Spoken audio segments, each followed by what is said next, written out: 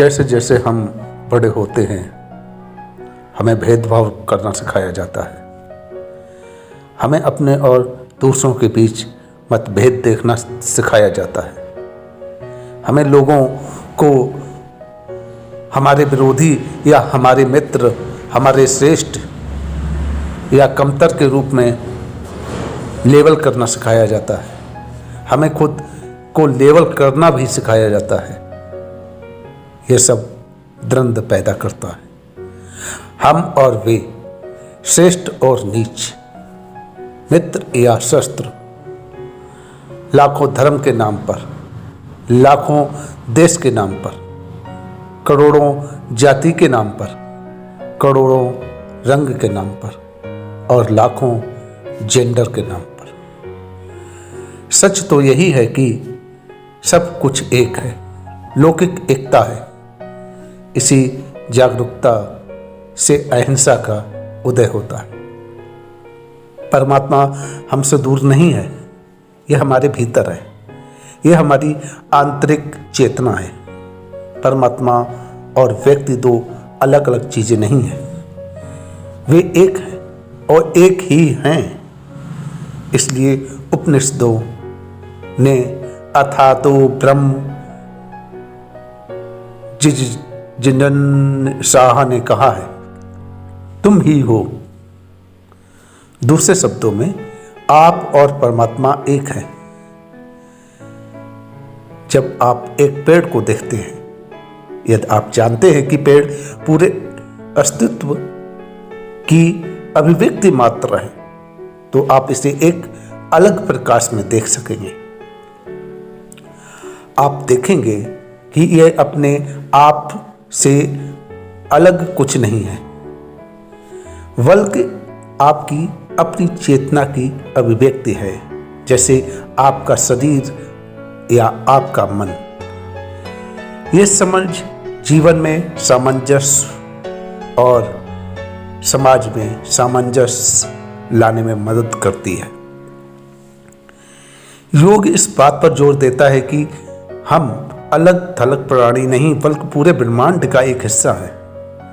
जितना अधिक हम इस स्तर पर अपने आप से, दूसरों से और दुनिया से संबंधित करने में सक्षम होते हैं, हमारा जीवन और रिश्ते उतना ही शांतिपूर्ण होते जाते हैं। योग प्रणाली मूल रूप से लोगों को सृष्टि के साथ सामंजस्य में रहने में मदद करने के लिए एक तरीके के रूप में बनाई गई है।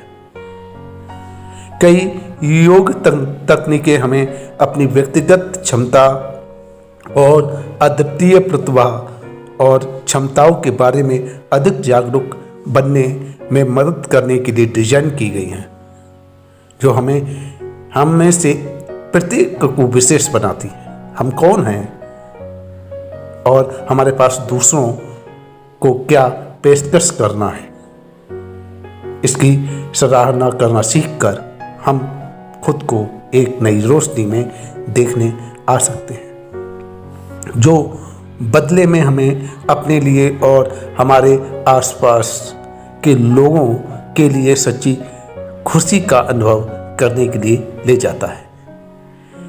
यही कारण है कि योग सिखाता है कि किसी अन्य व्यक्ति को किया गया कोई भी नुकसान अंततः स्वयं को ही किया जाता है। यदि आप किसी और को नुकसान पहुंचाते हैं तो आप वो अनिवार्य रूप से एक ही दर्द होगा। योग हमें सिखाता है कि यदि आप वास्तव में खुश रहना चाहते हैं तो आपको दूसरों को नुकसान पहुंचाने से परहेज करना होगा। अहिंसा का विषय एक बहुत विशाल और जटिल है, लेकिन अगर हम अहिंसा को अपने जीवन में लागू करना चाहते हैं तो पहले हमें यह समझना होगा कि इसका अर्थ क्या है। अहिंसा सिर्फ हमारे राजनीतिक या आर्थिक उद्देश्यों को प्राप्त करने का तरीका नहीं है, ये उससे कहीं अधिक है। अहिंसा जीवन पद्धति है। ये मानव समाज को ग्रस्त करने वाली सभी समस्याओं का जवाब है। अहिंसा जीवन का नियम है। अहिंसक का मतलब है पलटवार करने के लिए बल का प्रयोग कभी नहीं करना, नफरत के साथ में नफरत को कभी नहीं लौटाना, हिंसा का विरोध करने के लिए हिंसा का उपयोग नहीं करना।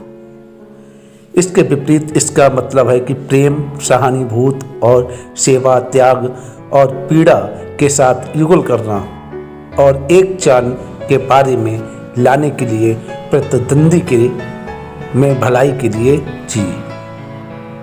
अहिंसा सहिष्णुता है और खतरे और विपत्ति के बीच आत्मपीड़ा के साथ समझदारी है। इसके लिए हिंसा से अधिक ताकत की आवश्यकता है। इसमें क्रूरता से अधिक मानवता की आवश्यकता है। अहिंसा इस दृढ़ विश्वास पर आधारित है कि मनुष्य स्वाभाविक रूप से अच्छे हैं और इसलिए बल व हिंसा का सहारा लिए बिना अपने गलत कार्यों को सुधारने में सक्षम है। बुराई को केवल अच्छाई से ही जीत सकती है, घृणा को केवल प्रेम से ही दूर किया जा सकता है और अंधेरे को केवल प्रकाश से ही दूर किया जा सकता है। हमें कोई अधिकार नहीं है कि हम दूसरों से बदले में नफरत करें या उनसे बदला लेने का। जय गुरुदेव।